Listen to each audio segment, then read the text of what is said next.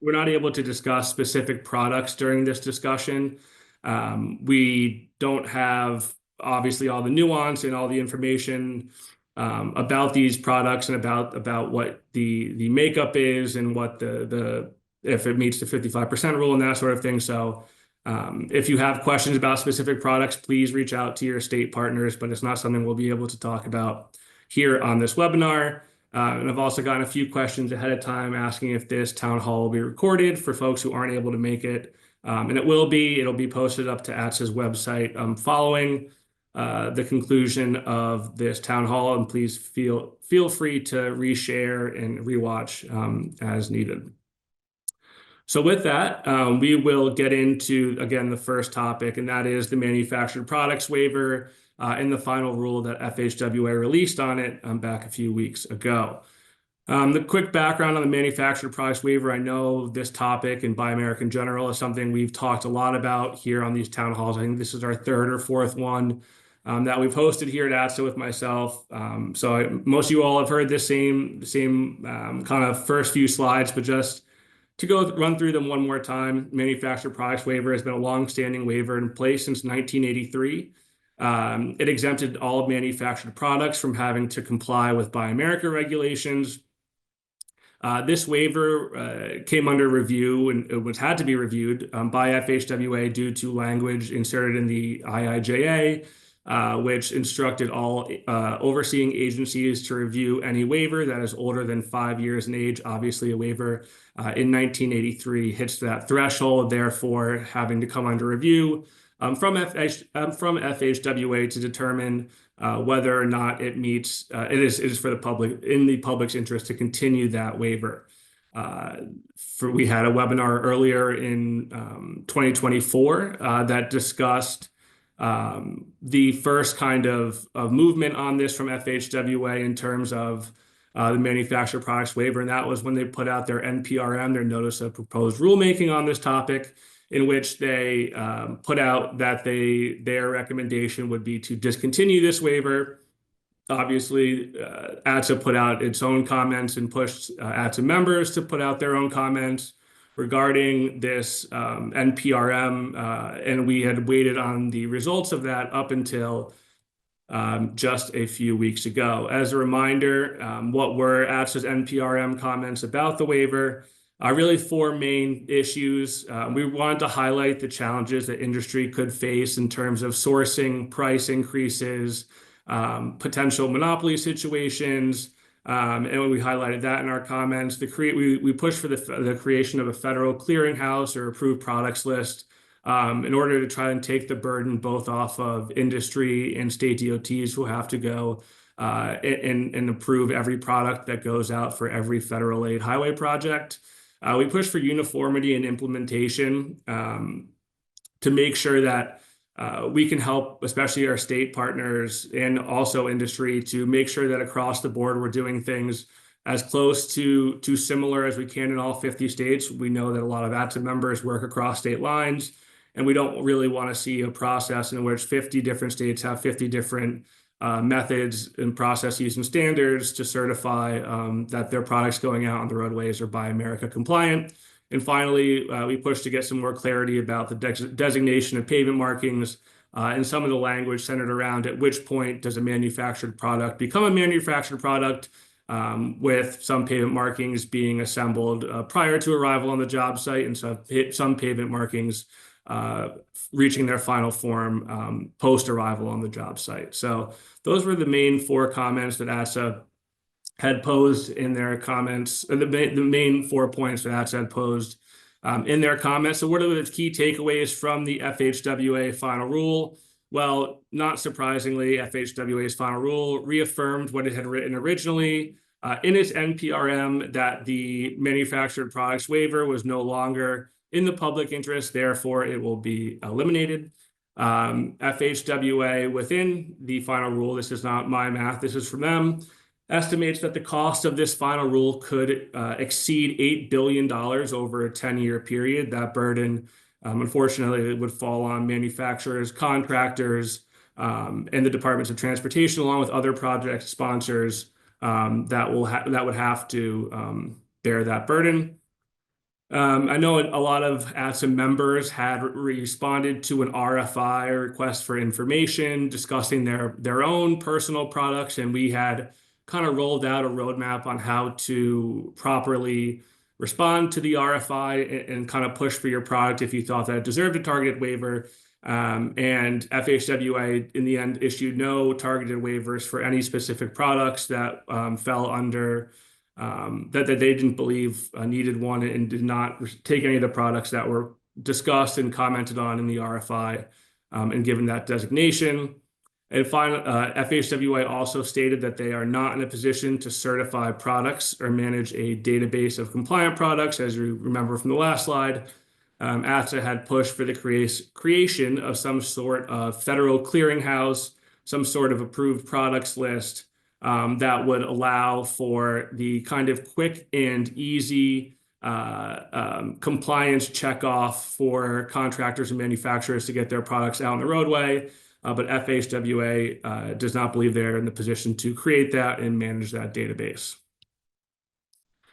The key dates that were included in this, and kind of some level, while minor level of relief for, we believe, the industry. There's two dates here that are pretty important to the implementation period for this transition. The first being October 1st of this year.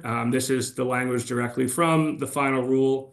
Federal aid highway projects obligated on or after this date, October 1st, 2025, must comply with the final assembly requirement, which stipulates that a manufactured product must undergo final assembly in the United States. The second key date here to remember is October 1st, 2026.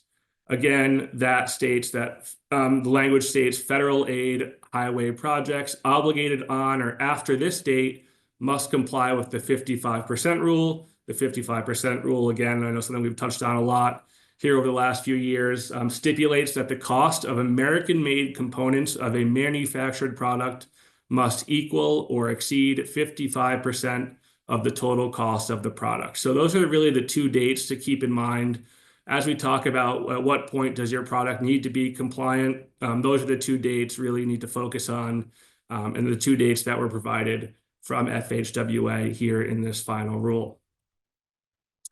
So what happens now on kind of Buy America at large?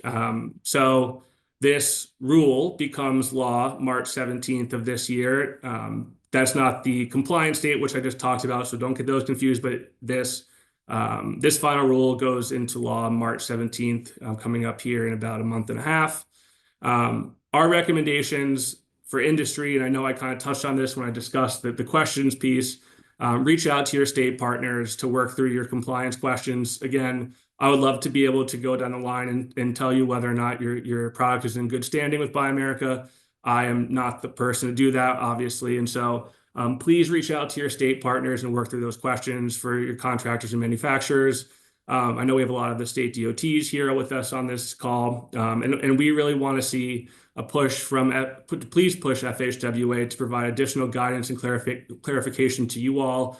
I know we talked about in our comments the need for uniformity and a system in place, and I think that would make states' lives a lot easier and industries' lives a lot easier to not have to go through different procedures and different compliance measures in each state, and we can have kind of one federal system in place to determine compliance for manufactured products in Buy America.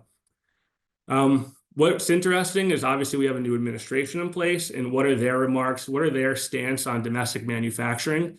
I think for those of you who follow the presidential race and the campaigns, we know that President Trump's campaign was very, very, very strong on domestic manufacturing and the need to increase that. And obviously some of the executive orders he's put out have really kind of showed that. While not getting too far ahead of ourselves, I don't see a world in which this administration comes in and says we want to undo the Buy America rule, the Buy America law, the manufactured products waiver. I think if you had to look into your crystal ball, I'd say that they're probably even stronger on this than we saw in the previous administration in terms of making sure that products are manufactured here in the United States. And on what ATSSA is going to do is we're going to keep continuing to do what we have been, which is advocating for our members, making sure that we have the best interest and our members are taken care of it as well as we can. So if you have any issues not related to a specific product, but if you run into anything that you would like to kind of raise, it would like for us to raise with FHWA or DOT, please let me know, and I'm happy to talk more with you about that. And again, we're going to kind of get to the questions portion here. So again, if you have any questions, there is that Zoom Q&A box, so please write them in there. Again, we won't be able to go over any specific products at this time, but I think Kathy is with us now. And Kathy, we had a few questions that were posed ahead of time, and I kind of wanted to get your opinion on them as I go through the chat box. I know we do have a few questions that have already popped up. So I'll pose the first one to you, and I'll let you take it from here. So one question we had was if a product, which is one component of a finished product, is made overseas, but the finished product contains a value greater than 55% of U.S. produced components, and if assembled in the U.S., does it pass Buy America? So again, with the caveat, Cameron, that you gave earlier, as far as I wish I was the one that could make the decision for everybody that's on the webinar today. Yes, that product should be considered compatible with the final rule that came out a couple of weeks ago. And I have a question from the chat, and we'll just kind of weave in and out here. Does the temporary versus permanent language still stand even with this waiver going away? Yes, the product has to be incorporated into the project. And that means basically if you bring the product on and you leave with it, it is temporary and wouldn't have to comply. Exactly. We'll go back to this question we had sent in ahead of time. Will state DOTs be able to continue to purchase equipment, electronics from outside the United States with federal money when it seems to be in the interest of the public to support efficient DOT operations? If I'm understanding the question correctly,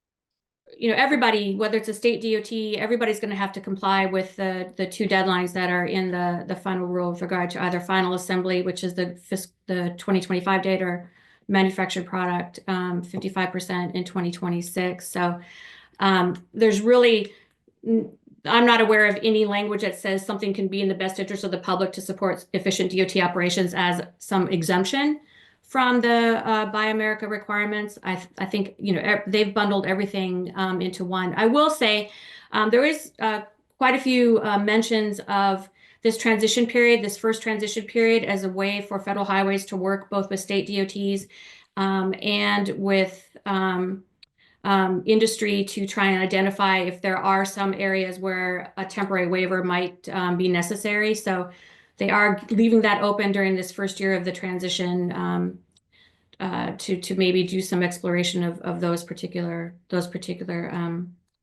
opportunities. Question here in the chat, and I think it's good to kind of clear up some of the when we talked about the deadlines and some of the dates of compliance that on those October 1st dates.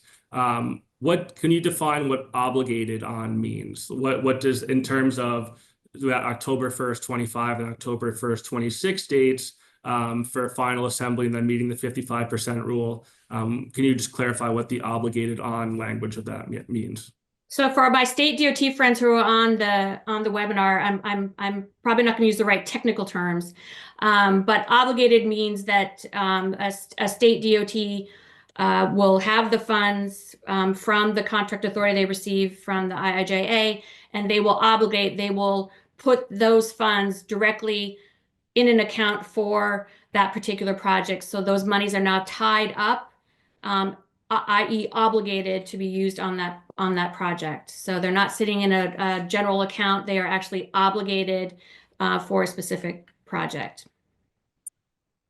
Question here, and I think it's a topic that ATSSA has brought up throughout this process. Will the DOTs have a uniform application for compliance, or will each separate DOT have their own specific compliance form? And Kathy, I know that it's something that we've discussed when we've done this at Fly-In and on these webinars in the past, but one of our real worries is bogging down our members in state DOTs and industry in different forms and different types of compliance. And we know that as of right now, the federal government and OMB and FHWA don't have any kind of singular compliance form. And is that accurate? And I know it's something that we've pushed forward. Do you see possibly in the future something like that happening?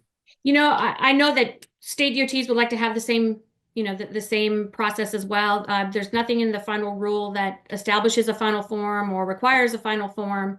So I think that's going to have to be something that possibly evolves over time, that people want to come together and develop that final form. But I will tell you that ASHTO is working to create, I'm going to call it a clearinghouse, but a listing of Buy America compliant products that hopefully everyone could use and try and streamline the certification process. Those of you who've looked at the final rule see that Federal Highways declined to be the lead on something like that, saying they just didn't have the bandwidth to do that. But I do think that's something that the state DOTs are going to continue to try to develop to help all of us through this process. Question here, and I think it's one, Kathy, that I kind of know what your answer will be, and it's we And you can take it. yeah, we know, and we wish there's more we could, and it's a topic that we've raised when we've talked about our concerns. But as we talk about products having to hit the 55% rule, what are we looking at when, as obviously cost of different components go up and down, that could take a product in and out of compliance with that 55% threshold? I think I know what your answer will be, but how do you kind of view that, and how do you think FHWA and DOT would view that? They defined what can go into the costs to calculate the 55%, but I'm not aware of any sort of cost escalation for inflation or anything like that. If the cost of the components go up, it's a flat 55% rate. A question here, more of a comment, and I think it's important as we talk about this waiver, that we do kind of, I know we tried to avoid doing the whole Buy America, Build America webinar that we've done before today, but can you just kind of remind folks what the three buckets when we talk about Buy America, and what how a manufactured product might differ from a construction material? And then we obviously have that iron and steel category, which has been around as needing to be Buy America compliant for a long time. So, I don't know, Cameron, you're going to test my memory to go back through all the specific requirements for the construction materials, but you're right, there are three different buckets. You can't be in, your product can't be in three buckets at once. Can't be in two buckets at once. Yeah, it has to be in one bucket. And so I'm going to have to defer on that one, and maybe we can provide some additional material. The construction material one, I'm not sure I could give you all the particulars right now. And I would say the way we've looked at it is that if two or more construction materials, you have a product. A construction material is one, I believe they say unchanged or I forget what the exact wording is, but we talk about plastic, polymer, some non-ferrous metals, wood, drywall, things like that. That is what is considered a construction material. When you change the makeup of that material, or you combine it with something else, you have a manufactured product. And that's I don't have the definition in front of me, but that's my best way that I summarize it as language. And I think that's great. And those of you who looked at the final rule, so the definition of a manufactured product in the final rule has two steps. The first, to be a manufactured product, it has to either be processed into a specific form and shape, as Cameron was talking about, or combined with other articles, materials, or supplies to create a product with different properties than the individual articles, materials, and supplies that make up the product, if that makes any sense. So it's really taking multiple components and processing them into a specific form and shape that's different from the individual components themselves. And they talk about topsoil as an example of something that it's really hard to say that it has a different form and shape as it goes through the process of putting different additives into a topsoil. So that's one of the examples that they did call out. And another comment here that's more of a, yep, we understand. This is one of our kind of concerns was, so to be clear, instead of a national registry of Buy America compliant products, I know you just you touched on this with ASHTO, every time a contractor needs to put out a product that would have to meet Buy America requirements, they would have to submit paperwork and obtain compliance with that product. And Yes, I believe this is still going to be on a project by project basis, not a product by product basis. a question here, and I know it's the pavement markings. That industry has been an interesting focus for in issues that we've raised over the last year or so, about the confusion around that, because as I kind of touched on at the top, it's one of the products where some forms are combined. Their final form is brought to the job site, whereas some versions of a pavement marking, and not the most technical language I know, but it is mixed or created on the job site on the roadway. In FHWA has not given some sort of clarification on that as part of that waiver. And Kathy, feel free to jump in if you have any more on this, but I know it's something that we've talked about and we've wanted more clarification for our pavement marking folks. But I know FHWA, the way in which they determine when a product needs to hit that 55% threshold is when that product arrives at the job site, and that hasn't changed in this. Right. I agree.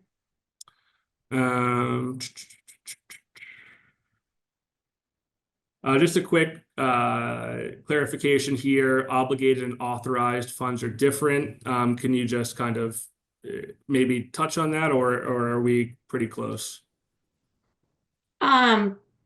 So the terms of art that are used are contract authority and obligated. So contract authority is the funding that a state DOT would get in a certain category, like HSIP.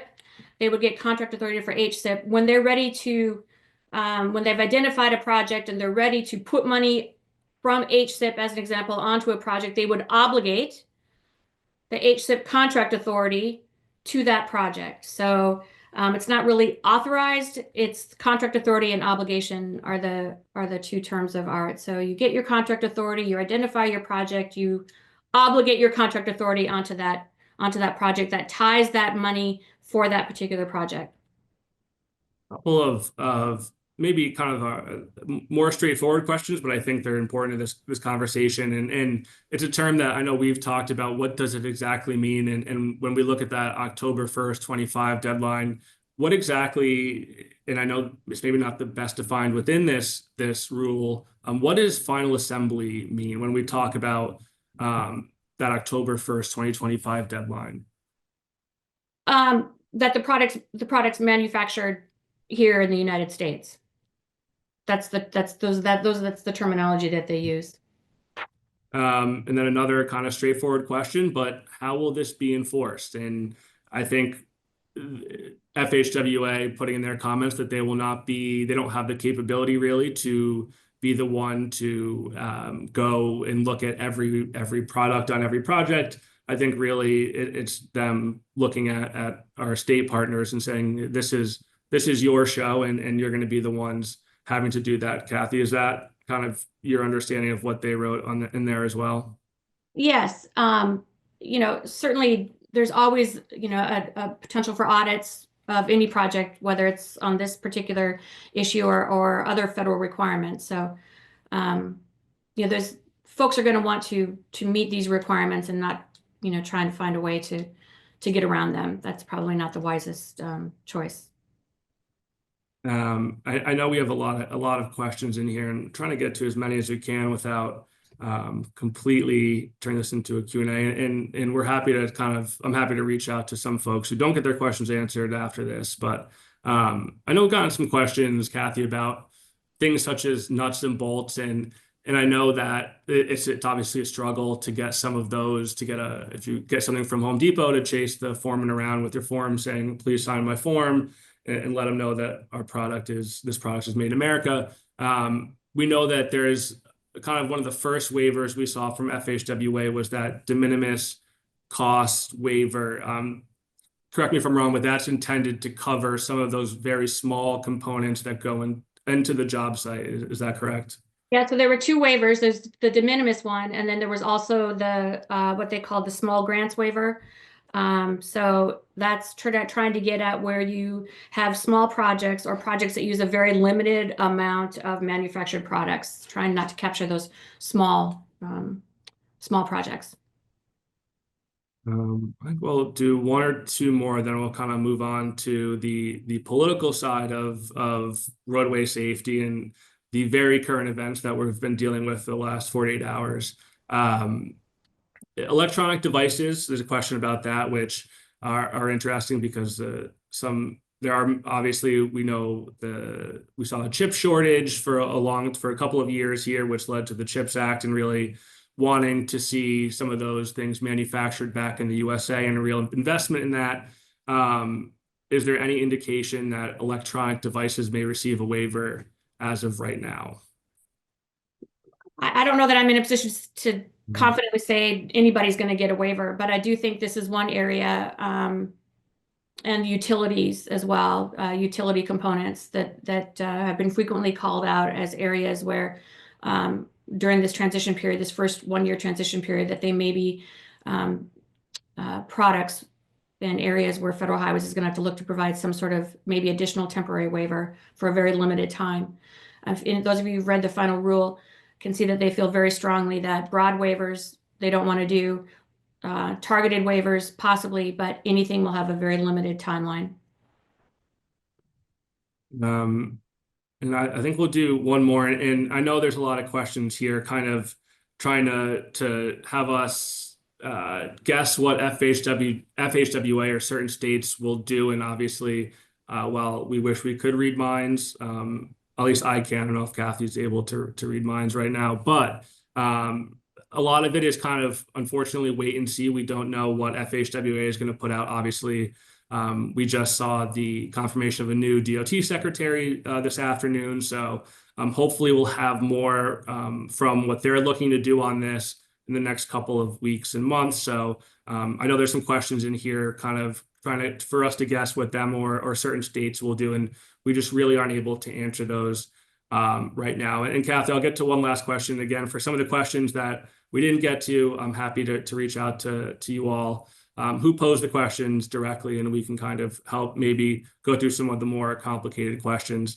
And the last one, we talked about the cost of components having to equal at least 55% to hit that American-made components to hit that threshold.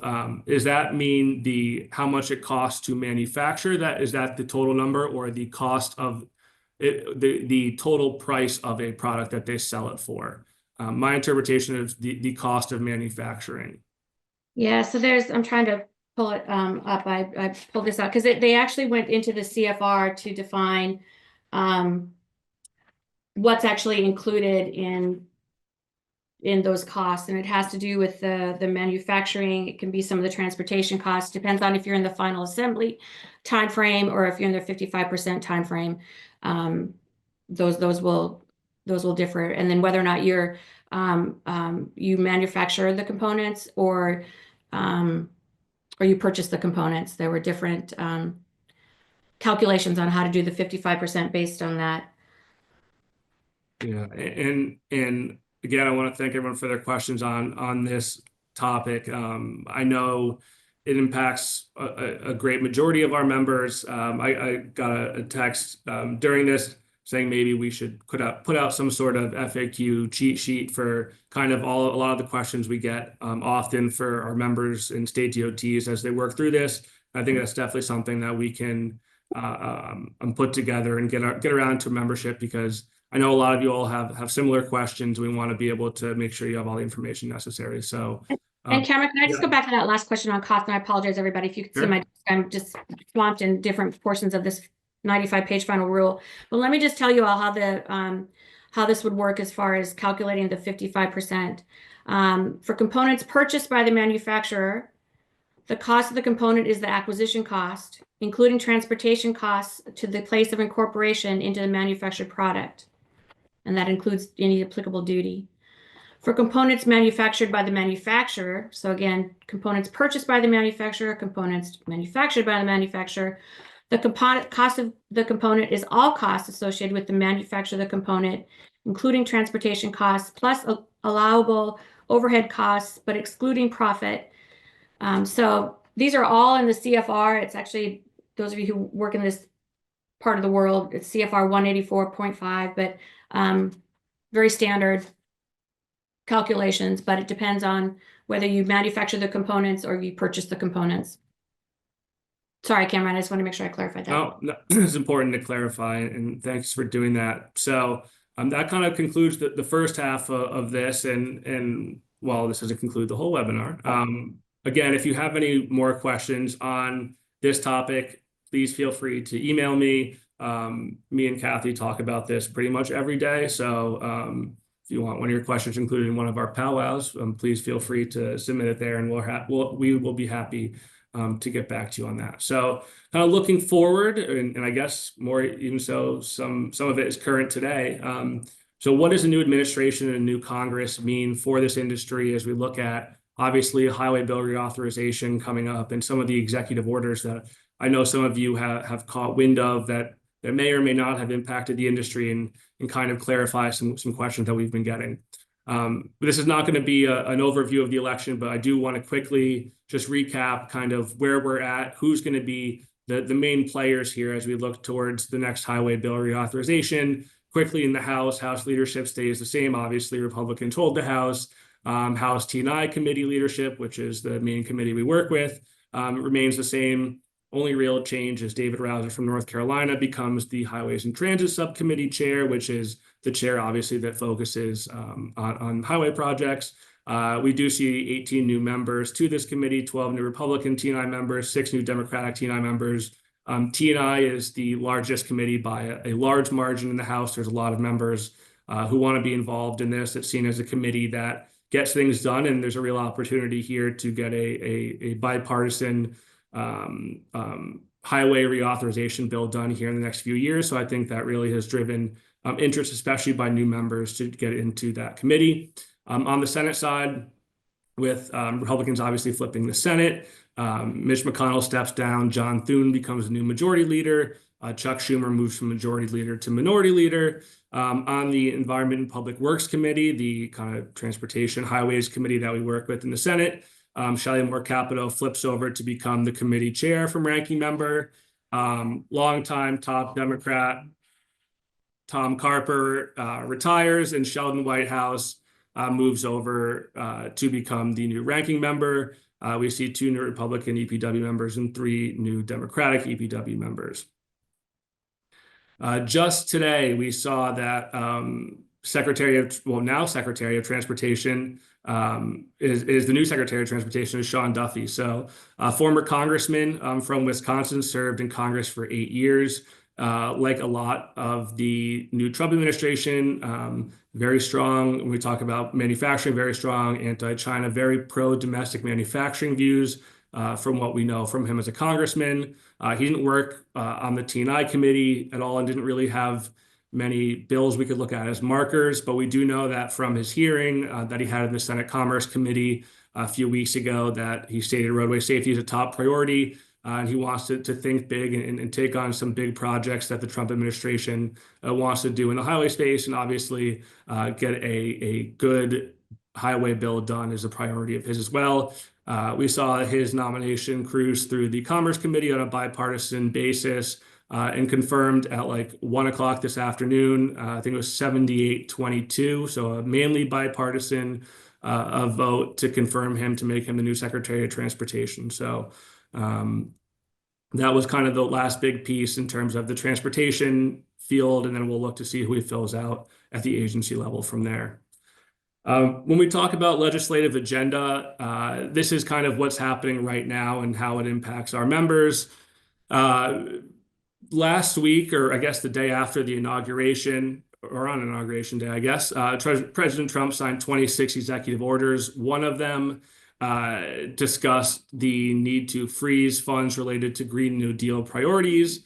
In our opinion, and I think it ended up being in the administration's opinion, it was kind of poorly written. And the text in bold is what it read, saying all agencies shall immediately pause the disbursement of funds appropriated through the IRA in the Infrastructure Investment and Jobs Act.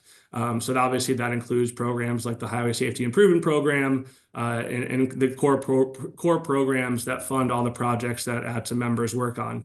Obviously, that sent alarm bells kind of going off on Capitol Hill and in the transportation space. It effectively froze states' ability to recoup the federal dollars owed to them by federal aid highway projects. So states go to FHWA to get reimbursed for the money that they've spent on these projects.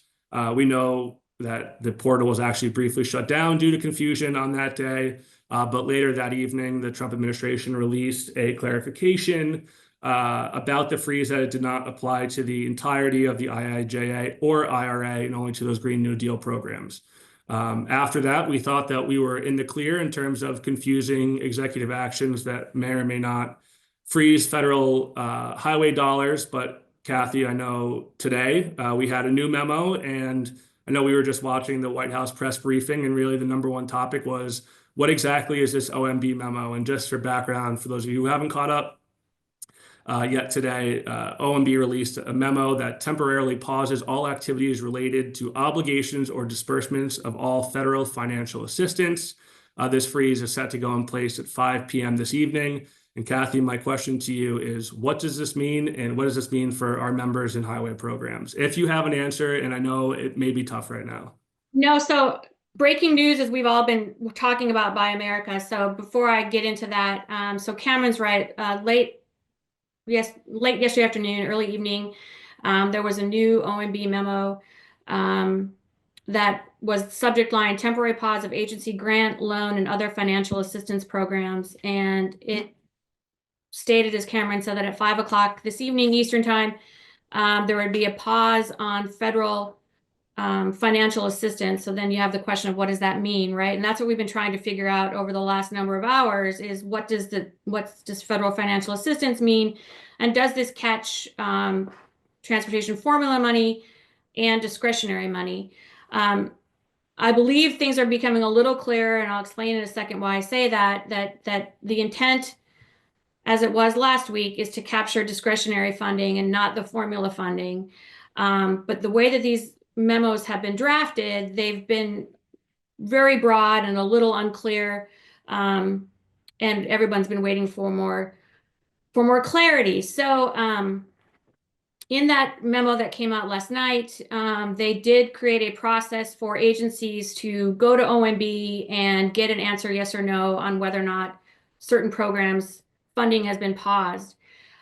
Just a few minutes ago, we now have another OMB memo further clarifying the memo from last night, which makes it clear that this pause is only directed at certain programs that don't meet the president's priorities. It is not intended to be a pause on all federal financial assistance. And they make it clear, and I'm just going to read this to you all since it just came out. The guidance, so this new memo, establishes a process for agencies to work with OMB to determine quickly whether any program is inconsistent with the president's executive orders. A pause could be as short as a day. In fact, OMB has worked with agencies and has already approved many programs to continue even before the pause has gone into effect. Any requirement required by law is to be paid and will be paid without interruption or delay. So basically what that means is it's possible that DOT is right now getting OMB's okay to continue to reimburse states and local governments for costs that they've incurred on projects that they have, the costs that they've undertaken and incurred. So this could be just as last week, a temporary chaos moment where we read something, don't quite know what it means, and it takes a little time and a further clarification from OMB. But for right now, I would not be comfortable saying everything's in the clear until we see something from DOT that says this is what this means for individual programs. As I said, I do believe that the intent was to capture discretionary grants. That's not unusual in a new administration if grants have not been awarded and obligated to pull things back. And also NOFOs, those notices of funding opportunities that folks use to apply for discretionary grants, pull those back and rewrite them to meet their own priorities. Again, that's not unusual. It's these broad memos that have appeared to capture more than discretionary funds that have caused a little bit of concern. So again, brand new memo. I'll make sure that Cameron has it if folks would like to see that as well. But it's possible that this could be something that is very short-lived as far as a pause on formula funding reimbursements.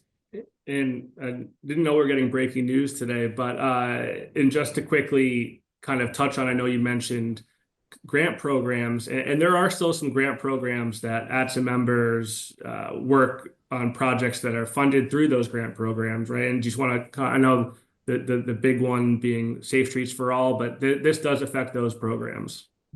Yes, but I mean, again, as Cameron's heard me say this more over the last week than he probably ever wants to hear. If I were the one making the determination, I can tell you how I would interpret these memos.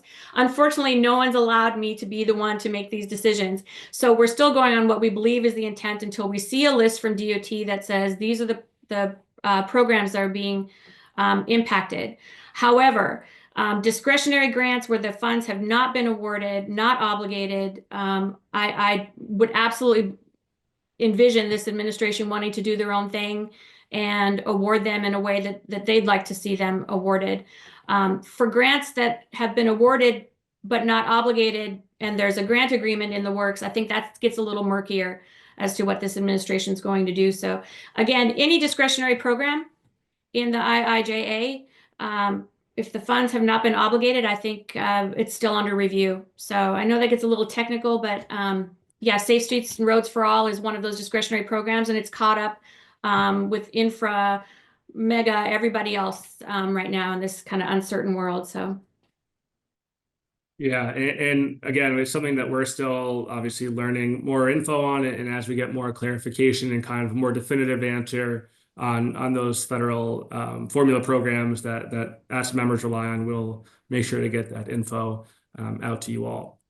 Moving on to a just as sometimes complicated and in-depth subject, and Kathy, I know you kind of wanted to talk about the budget reconciliation process. It's a term, it's something that's thrown around as really the number one priority right now for this administration. And even as we listen to the press briefing, it comes up pretty often. So can you just explain, one, what is budget reconciliation? And then I know we'll kind of touch on what impact it may have on our members. Sure, and I appreciate everyone's patience with me because I wanted to bring this up because you all are hearing about it. You're going to continue to hear about it. And so we're going to get kind of wonky right now and geek out on budget reconciliation. So it is a budgetary process that allows Congress to move legislation outside of, especially in the Senate, that 60-vote majority requirement. So it is a budget process. It's not a policy process. So it applies to spending and tax legislation, not rewriting policy. Way it's going to work, the Speaker has set a February 24th deadline where he'd like to have the House and Senate agree on how much they're going to spend in reconciliation, with a goal to get something to the President's desk in the April-May timeframe. Once those budget resolutions are agreed to, that becomes in the reconciliation bill. House and Senate determine the individual pieces of the resolution, how they want to meet those spending targets. They come together, they produce one bill that reconciles House and Senate differences on what they want to do to spending and tax policy. That can't be filibustered, as I said, in the Senate. Only needs 51 votes. As you recall, there are 53 Republicans in the Senate. And you can't filibuster it, so the debate's limited to 20 hours. This last bullet is probably the most important, and this is where you might hear this term, the Byrd Rule. So as I mentioned, budget reconciliation is not a policy bill. Anything in the reconciliation bill has to impact spending and taxes. If there's policy in there, the policy has to be incidental to the spending or tax implications. In other words, the policy changes that you may make have to be very small compared to the spending and tax changes that you're making. And if they aren't, then the parliamentarian in the Senate can kick those provisions out. Those of you may remember minimum wage. There were some affordable care provisions that in the past had been kicked out because of the Byrd rule. They did not meet the Byrd rule test. So again, I know it's geeky, but you all are going to hear a lot about this, and I just didn't want you caught off guard, wondering, what does this all mean? So with regard to what we see potentially happening in this process, again, you've probably all been reading that the House and the President have talked about having one big, beautiful bill. The President has kind of said he'd do either one, but he'd prefer to have one big, beautiful bill. The Senate would like to break it into two bills. And that's because in the Senate, it can be difficult even to meet a 51 vote threshold and get consensus. And they'd like to break it into border security, immigration, and possibly energy and permitting and defense in one, and tax extensions, tax policy in another. They can do two this year. It's really wonky, but we're in the same fiscal year and then going into the next fiscal year. So they can do two of them. It's just going to be at some point, I think the House and Senate will move along in their individual processes of one versus two, and then things will naturally coalesce around an option once the politics get set. So I can't tell if we're going to have one or two. I do think it's very difficult to envision a full fix to the $150 billion trust fund gap in this reconciliation. And that's largely because, right now folks are trying to reduce taxes and not raise taxes. That could certainly change, but I'm not sure that this is going to be an opportunity for us. There is some talk about possibly doing an EV registration fee and have that go into the highway trust fund. I can tell you that kind of process would take time because we don't have a federal system to collect registration fees, but that certainly we could see something like that go into the highway trust fund. It wouldn't collect $150 billion. But at this point, I think we'll take whatever we can get. But as far as a larger fix, I'm not sure that I see the tea leaves on that showing us that as a viable option. But as Cameron said, ATSSA, everyone's going to try to at least convince members to take a solid look at that and maybe not lose this opportunity if we can convince them that this is the right time to do it. And just quickly, I know we've done highway trust fund discussions in the past, and maybe not even so much on reconciliation. I know we'll touch on it a little bit as we talk about reauthorization, but in kind of looking through what now Secretary Duffy had talked about in his confirmation hearing and some of the responses to the questions he had to the committee, it doesn't seem like there is a path forward right now for this. I think the only real solution that he discussed when talking about highway trust fund reform was to get EVs to pay into the system. So I know we always talk about this, but do you see this Congress, or even this year, we see some sort of congressional directive to work on the highway trust fund, or is this something where until it's time to pay for the bill, they're not going to look at this? Yeah, that's a really good question. I anticipate we're going to at least have one or two hearings on the highway trust fund. Some of you may recall there was one last year on the highway trust fund, just trying to educate members on the need to address this. I think that will continue, especially in the House.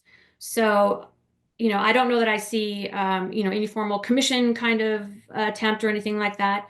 I think it's going to be largely up to stakeholders like ATSSA working to educate members on the importance of addressing this in whatever vehicle is the right one that they see fit, but that it just needs to get addressed if we're going to write a bill and get it done by the deadline next year. A couple more things that get mentioned to me in whether through emails or calls or whatever it may be, and a question that we don't necessarily again know the answer to. But what is DOGE, or the Department of Government Efficiency, or officially the U.S. DOGE Service Temporary Organization, which is much less catchy. And we know what the stated aim is. We know that they want to cut down on wasteful spending, unnecessary regulatory burden. We know who the players are. We know that Elon Musk is serving as the administrator, and there's kind of a partner committee in the House Oversight with a subcommittee chaired by Marjorie Taylor Greene, and they want to have this all wrapped up by the anniversary, the July 4th, 2026 anniversary. And a question I've gotten, and again, I don't know if we know the answer to this, is what impact could this have on IIJA programs and USDOT? I think, again, and correct me if I'm wrong, Kathy, but the programs and projects in IIJA that deal in climate resiliency, EV infrastructure, equity, those are the sort of projects and programs within IIJA and DOT that may be under the microscope. I agree. And I think, as we talked about before, any kind of discretionary grants, anything that hasn't been awarded in discretionary grant side, certainly there could be efforts to claw that back. Now, that would take an act of Congress. So much of what Cameron's talking about this department wanting to do would require congressional action, either to change spending or change spending levels, those kinds of things. Those are done by Congress, but I could certainly see recommendations coming from this group to claw back some of those discretionary grants that don't meet this administration's priorities. And I know we mentioned it, and kind of obviously the big theme for ATSSA over the next 2 years is going to be making sure that we have a safety-focused surface transportation reauthorization. And just wanted to lay out, because we've talked about that the expiration date of IIJA is coming, and we're doing this reauthorization. So just gonna help you guys visualize kind of what the process is, and what we've already seen in Q1 of this year is EPW and T&I committee holding hearings on a number of different aspects of reauthorization. And we saw T&I kind of kick off their year with a hearing centered around reauthorization. We just saw a supply chain focused hearing last week, and we know we've heard some whispers of other transportation highway focused hearings coming up here in the next few weeks. Once those hearings kind of take place, committees will start receiving their priorities from members of the committee and members of their chambers, and also from stakeholders like ATSSA. So we take our priorities to Capitol Hill to meet with committee staff and to meet with committee members to kind of push for what we would like to see included in this reauthorization. We've heard all sorts of timelines on when Congress would like to have a draft of this bill done. Heard some as ambitious as later this year, which I don't know necessarily how likely that is, but we've obviously heard Q1 and into Q2 of next year, with the important date right below it that IIJA and these highway programs expire September 30th, 2026. So we have 2 years to write the bill and figure out how to pay for it. And Kathy, that's easy enough, right? Exactly. Yeah. Yeah. And I mean, keep in mind, so Chairman Graves and the House side has a 2-year waiver to remain as chairman. So it's certainly very important to him to try and get this done during this 2-year period. And we've seen the same urgency from the Senate EPW committee. So I do think they're going to do everything they can to make a run at this. And it may not be later this year. It may be spring of next year. But I do think they're going to really, really push and want folks to weigh in with their advice, ideas sooner rather than later. So it's good that ATSSA is working so hard to put your priorities together and get them up to the Hill. And just quickly into kind of the politics of this, and I know the mantra for a long time has been there's no Republican roads, there's no Democratic roads. But as we saw in IIJA, and as we're going to probably see in this process, there is becoming more and more of a politicization of this process. And we talk about what are Republicans looking to cut from IIJA as they look to kind of shrink down that $1.2 trillion number from that big infrastructure package that they really didn't like that big number on. A lot of the programs we've talked about that the DOGE oversight is looking at, that some of the freezes from the OMB memo are looking at, and that's kind of what they view as not the traditional physical infrastructure spending, but some of that social infrastructure spending, as they've termed it. And I think that's probably what's first to be on the chopping block as they look to trim down what an infrastructure bill, or specifically a surface transportation reauthorization, looks like. We just kind of talked about highway trust funds, finding a solution for that and how we pay for the bill. We've kind of been dismayed by the lack of action on certain things that were in IIJ related to the highway trust fund, such as there's language included that for the creation of a pilot program, a nationwide pilot program on vehicle miles traveled. That has not even been formed yet. And obviously that was passed, this bill was passed in 2021 and we're in 2025. And we still really haven't made much progress, at least on the congressional side, in finding a long-term solution for the Highway Trust Fund. And that kind of comes down to the last point. And if we are going to pay for a bill, one thing that Democrats were willing to do, and they did get Republican support for ultimately to get the bill across, was would we see a general fund transfer to kind of pay for this spending? Obviously, a lot of Republicans ran on curbing deficit spending, and this would add to that. So kind of the politics in the next 2 years, and these are kind of the main questions we're looking at. Kathy, I don't know if there's anything else you want to touch on in terms of what to look out for, but I think really how do we pay for it is going to be the possibly $1 trillion question. Yeah, no, I agree. It's been my experience having worked on a number of these bills when I was on the Senate EPW committee. It's not the policy that tends to delay it, it's how to pay for it. You can usually work through your policy differences. I do believe that there will be a discussion to try and consolidate those core formula programs. If you recall, they added 2 in the IIJA. I think there's going to be a desire to maybe fold those into some of the existing formula programs and reduce the number of formula programs. Just keep in mind that in the Senate, you still need 60 votes. And so, it's Democrats who feel strongly, like Senator Whitehouse, strongly about things like carbon reduction and resiliency will be at the table, and it will have to be a compromise on desires to cut programs, yet maybe maintaining some of the eligibilities and ability to meet some of those needs that someone like Senator Whitehouse feels strongly about. Those of you who know me know I've been saying for probably 20 years now that we're done looking under the couch cushions to pay for these bills, and I've been wrong every time. So, $36 trillion in debt. And if we're going to have a big reconciliation bill or even 2 reconciliation bills that add more to the debt and deficit, I don't know what the appetite will be to come back around a 3rd time and add more to pay for this bill. But like I said, I've been saying that for a long time, and Congress continues to prove me wrong. So, we're just, as Cameron said, we go up there and try and educate folks on the need to find a solution and give them some ideas and hopefully provide them the political cover to make some tough decisions to help pay for these programs. And I know we're running up here on our hour, and any questions in the chat that we didn't get to, again, I'm happy to reach out. And also please feel free to just email me directly if you have anything else you want to talk on kind of related to this topic. And as I do just kind of quickly browse the chat, I do want to kind of push the message that we are having our annual ATSSA legislative briefing and fly-in in Washington, D.C. It'll be April 1st and 2nd this year. It's a free event to register for ATSSA members, 2-day event. The first event being the legislative briefing, where we kind of go over more in depth these talking points, go more in depth on the politics of what's happening in DC.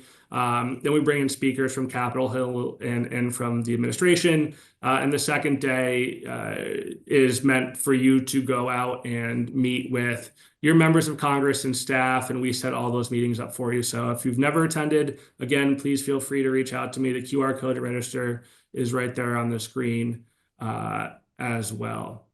And it doesn't look like we have really too many questions, and I want to be cognizant of everyone's time. So if you do have any questions, again, I'll reach out. But I believe there's a survey that you will be kind of popped up after this. Thanks everyone for joining today. I think we had almost 400 registrants, which is, at least for a GR focused webinar, a record for us. And I appreciate everyone taking the time today. And again, if you ever have any questions, please feel free to reach out. And thank you all for attending.